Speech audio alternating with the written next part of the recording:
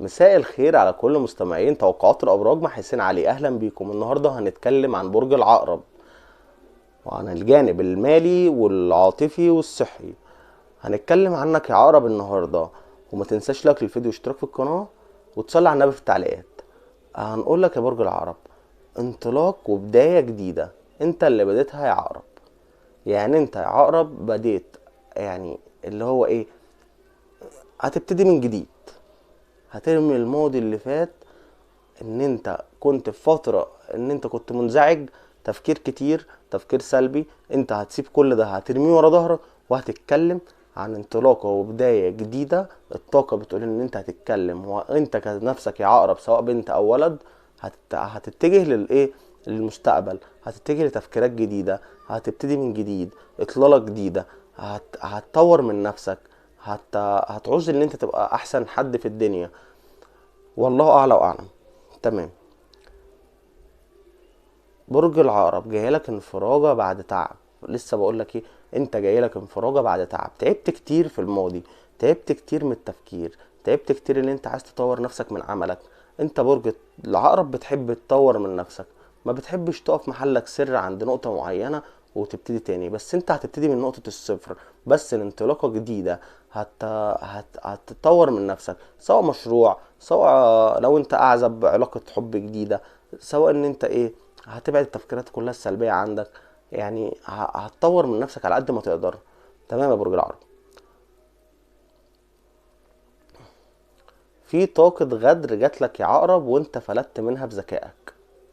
يعني كان في حد عايز يغدر بيك يا عقرب وانت فلتت منها بذكائك. اللي هو مثلا ما بتحطش في دماغك. في حد عايز يوقعك في خدعة او في مكيدة، بس انت خلعت منها بذكائك، بدهائك. اللي انت ايه، ممكن ما تديش اهتمام، ممكن غيرت مكانك، غيرت يعني فكرك في الشغل اتغير، حسيت ان هما بيوقعوك. انت يا عقرب من ذكائك يعني فلت من كل الكلام ده. تمام. برج العقرب الطاقة بتقولك انت تسمع حاجة هتضايقك، انت هتسمع كلام هيضايقك، بس احنا قلنا ايه، اهم حاجة ان انت تتفائل وتطلع للي قدام. سيبك من اي حاجة، تخطي كل العقبات. خليك دايما ايه، ايجابي. سيبك من النقط السلبية والتفكير السلبي. ما فيش حاجة هتفيدك غير انت. غير انت يا برج العقرب لازم تخلي بالك من اللي جاي. سيبك من الكلام اللي هيتقالك. تمام.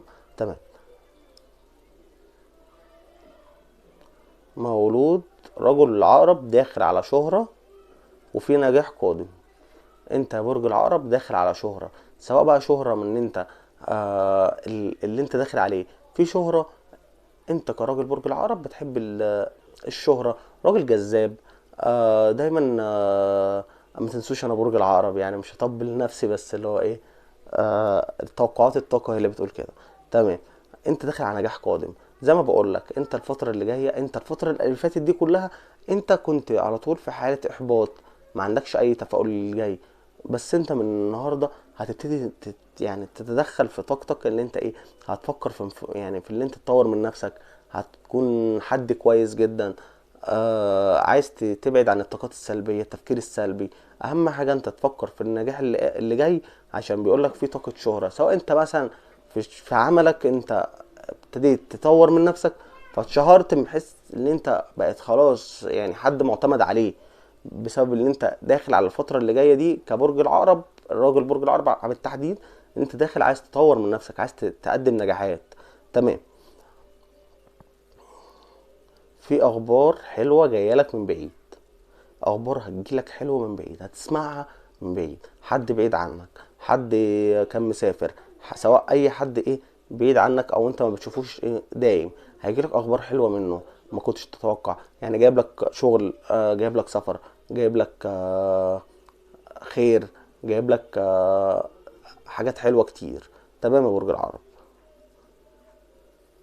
جاي لك هدية، جاي لك هدية يا برج العقرب. بس الهدية ممكن يعني تنطبق على كذا حاجة. ممكن تنطبق على شخص معين، ممكن يكون يعني، ما هو الشخص ممكن يجيلك شخص لو انت اعزب، الشخص ده يكون هدية من ربنا ليك. والله اعلى واعلم. بس اهم حاجة ان انت الهدية اللي جايلك دي هتفرحك. في فرحة جاية بعد تعب يا برج العقرب. احنا قلنا زي ما احنا ايه، اتكلمنا في اول كلامنا.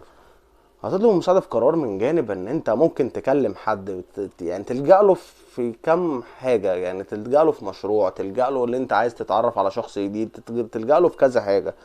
لان انت الفترة اللي جاية في تغييرات كبيرة قوي جدا يا برج العقرب. تمام. نيجي للجانب الصحي. ظبط نومك وابعد عن الاكلات السريعة. يعني انت يا برج العقرب، يعني بعض منكم بيحب يعني النوم بتاعه متلخبط وبيتعشى كتير، اي اكلة تجيله قدامه ما بيفرقش مع اي حاجة. الفترة اللي فاتت دي كلها عايش حياته باللامبالاة، لان هو كان عايش في تفكير كتير. واللي جاي ان شاء الله يعني فرحة، في تفاؤلات باللي جاي. فانت كبرج العقرب ظبط نومك، الطاقة بتقولك وبتنصحك ان انت لازم تظبط نومك وتبعد عن الاكلات السريعة على قد ما تقدر. نيجي للجانب العاطفي. انت في حالة استقرار الان، يعني مفيش حد في دماغك، ما بتفكرش في حد. انت اهم حاجة الفترة اللي جاية ان انت تطور من نفسك الفترة اللي جاية. بيقولك ان الجانب العملي يشغل بالك اكتر من الجانب العاطفي، يعني انت الجانب العملي عندك اهم من الجانب العاطفي الفترة اللي جاية. فانت بتفكر في التفكير العملي اكتر من التفكير العاطفي، سواء انت بقى منفصل او مرتبط او في حد في شريكك، يعني مش بتفكر فيه اكتر ما انت بتفكر في ايه، في الجانب العملي اللي جاي. تمام يا برج العرب، وجينا هنا لنهاية الحلقة. ما تنساش لايك والفيديو واشتراك في القناة، ولو عجبك الكلام او في اي تعليق اكتب في الكومنتات. سلام.